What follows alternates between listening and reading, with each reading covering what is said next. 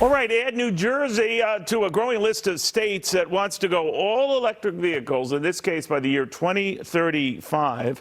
And this, of course, at the same time, Tesla, the largest player in that EV field, is going to expand its charging stations to other types of vehicles as well. That could be a very, very big development. Scott Martin following all of this. Scott, first off, on the New Jersey requirement, I don't know what the Illinois situation is, but in California and some of these other states that are toying with the idea, they're saying, yeah, 10 years, 12 years, whatever, that's the way we're going, and America, follow the ride. What do you think? Deal with it. Yeah, let's take a little ride. Neil, for Illinois' sake, let me speak for the whole state when I say that we don't really know what we're doing. So we're just trying to not lose more money, which we don't seem to be able to do. So therefore, I don't think we're going to move on to the EV requirements just yet. But your point is well taken. You mentioned New Jersey is doing this. California made some stink last year about doing that as well. And I get the push. I think the push makes some sense from an environmental standpoint, but forcing folks to do it by a certain date seems a little bit of an overreach. And also the fact, too, that you mentioned the infrastructure that's out there. Some of the charging stations, some of the highways and so forth may not be prepared for a big rush of EVs if we do indeed adhere to these these time frames as far as what they're stipulating. You know, I always think, though, that don't push this on me. I mean, obviously, let people decide for themselves whether they, A, want it, or B, can afford it. And as things stand right now, a good many cannot. And I'm wondering, this all-out push to sort of shove them into these vehicles when we're not ready, certainly now with the charging stations and the batteries, that all might change in 13 years, but the fact of the matter is there are hybrid vehicles that do both.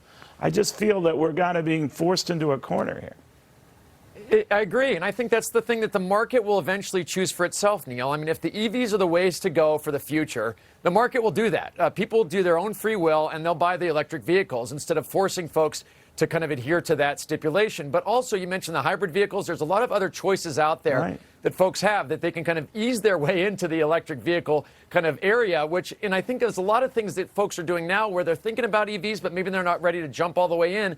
So therefore, I think people will make their own choices on it over time. And therefore, if it's best for the economy and best for folks, they're going to buy those cars. Yeah, but when you got a sticker price that's averaging north of 65 grand, that's a slow transition.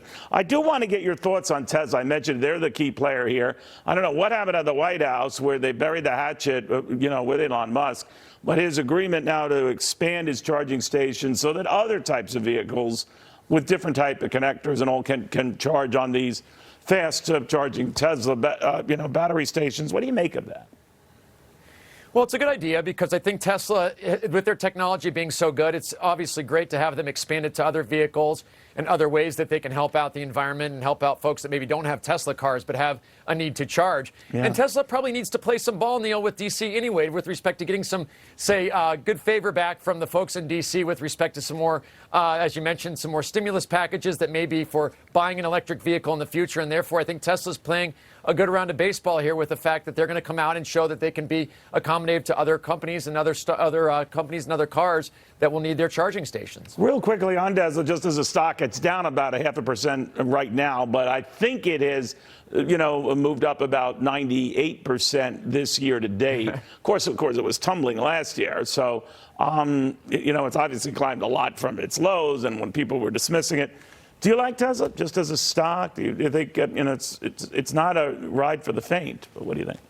No, it's not. And I mean, this year has not been a ride for the faint. It's been a ride for the ones of all time here. But I don't believe you chase Tesla here just because of the fact that it's ridden up so much this year. But, Neil, it was overdone on the downside in December. Charles Payne and I talked about this a lot on his show with respect to how bad Tesla was, out of favor, how much people were dumping it, how much people were calling for them to almost go out of business again, it seemed like. So I think Tesla's a great company. They've got technology. They have the cars. They got the batteries, etc. But up here, with this big rise that the stock price has had, I'd wait for it to come in a bit before I bought some more. Got it. Thank you, my friend. Always good catching up with you, Scott Martin. See ya. Scott, keep us posted if Illinois does go this whole EV route, but I guess they do have some bigger headaches to worry about in the time being.